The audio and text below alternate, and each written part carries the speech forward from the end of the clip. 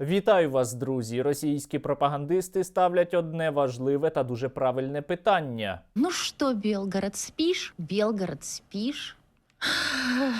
Білгород не спить, Білгород сидить у бомбосховищах під час постачання бавовни.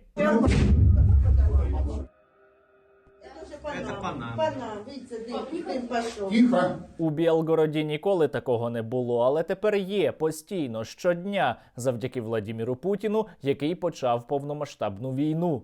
И Белгородская область это уже не прифронтовая, а фронтовая зона. Доходить навіть до того, що місцеві мешканці Білгородщини записують відео, у яких вже кажуть, що Білгород – це не Росія. Белгород же это Украина. Вам точно варто підписатися на мій канал, якщо ви любите такий контент, а ще натисніть лайк до цього відео та залиште під ним будь-який коментар. Тоді цей випуск набере якомога більше переглядів. І сьогодні із вами будемо говорити про останні постачання бавовни до БНР. Учора щось відбувалося у Шебекіно, і, слава Богу, ніхто з людей не постраждав. Сегодня в результате обстрела города Шебекино пострадало 14 человек.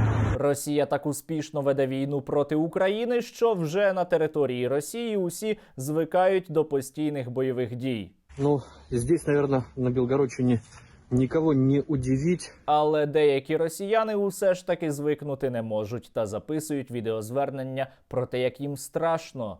То, что произошло вчера, это жесть полнейшая. Сегодня это еще хлеще. По нам бомбят и так далее. Здається, вона починає здогадуватись, що Владимир Путін до росіян ставиться як просто до гарматного м'яса. И я не понимаю, с каких это пор мы стали просто как пушечное мясо.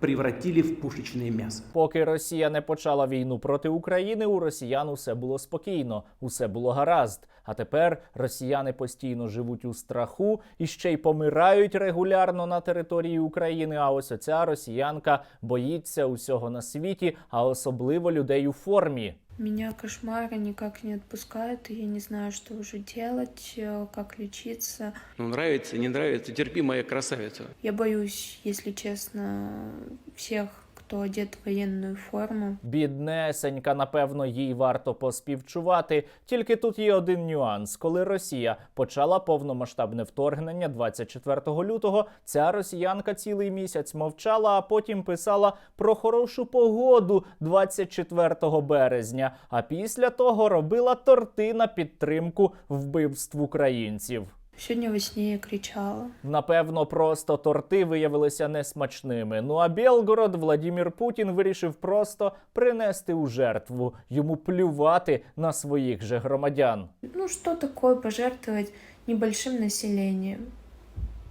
Пожалуйста.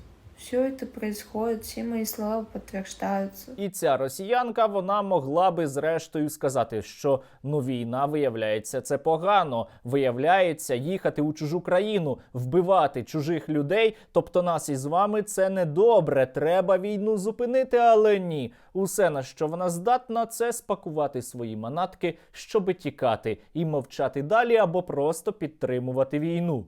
Может, стоит собирать коробки, собирать свой магазин и реально валить отсюда подальше. Правда, у неї бувають і досить непогані ідеї. Вона пропонує, щоби ніхто не забував про Білгород, почати бомбити Москву. Пусть меня сейчас закидают камнями, но, честно, если бы хотя бы один раз прилетела в Кремль, пусть там без жертв, я за это ничего не говорю, но хотя бы просто были бы какие-нибудь разрушения в Москве, я думаю, тогда бы уже точно очнулись. Бо, виявляється, у Москві навіть не знають, що Білгород – це на території Росії. Там думають, що Білгород – це Україна. Потому что когда туда приезжаешь, у нас спрашивают, типа, а как вы границу пересекли? Белгород же это Украина. Здається, вже і самі російські військові починають про щось здогадуватись, тому що будують лінію оборони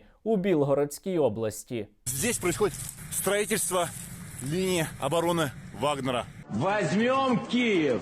Мы будем стоять до конца.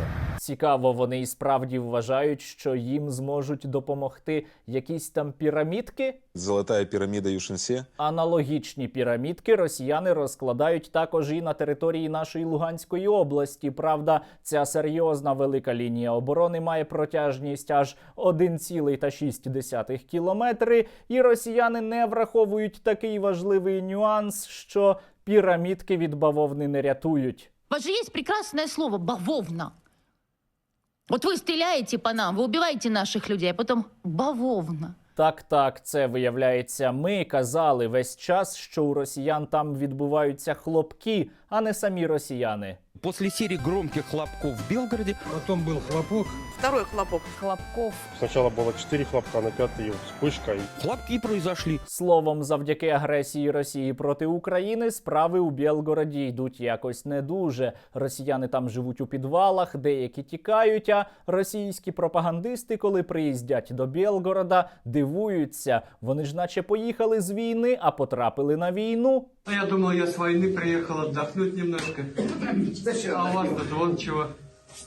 Ну это чтобы не расслаблялись. Бомжують у Білгороді також і проросійські колаборанти, які служили загарбникам, але були змушені тікати після наступу Збройних сил України. Вы должны понимать, что администрация Харьковской области продолжает свою работу независимо от того, где мы находимся.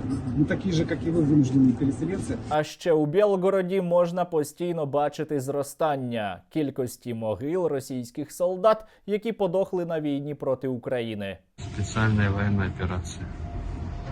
І ось російські пропагандисти обурені. Вони вимагають припинити стріляти по Білгороду, хоча ми, українці, цього а вже ж не робимо, та кажуть, що будуть бити по нашій інфраструктурі саме за те, що бавовна трапляється у БНР. Так вот, чем больше будет прилетов по Белгороду, тем больше будете вы сидеть без света, без воды, без тепла, без всего. Але, по-перше, росіяни б'ють по нашій інфраструктурі, по наших містах із першого дня війни, і ще із 14-го року, і продовжують із 24 лютого цього року. Тому вони будуть бити і надалі, тому що вони хочуть нас із вами знищити. А по-друге, як я вже сказав, ми не обстрілювали Білгород, тому що нас же не існує.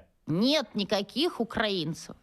Есть малороссы, есть русины, есть русские, евреи, молдаване, гагаузы, да кто угодно, украинцев нет. Зате існують скоро вже майже 70 тисяч хороших росіян. Хороший русский, мертвый русский. Хороший русский – это мертвый русский, а любой другой русский – это плохой русский. Представь себе мир без России. Поки війна Росії проти України триває, росіяни будуть помирати та будуть страждати, тому що вони цю війну проти нас і почали. А я, друзі, традиційно вам нагадую, допомагайте Збройним силам України, підтримуйте нашу армію, тому що нам іще треба буде проводити демілітаризацію та денацифікацію Росії.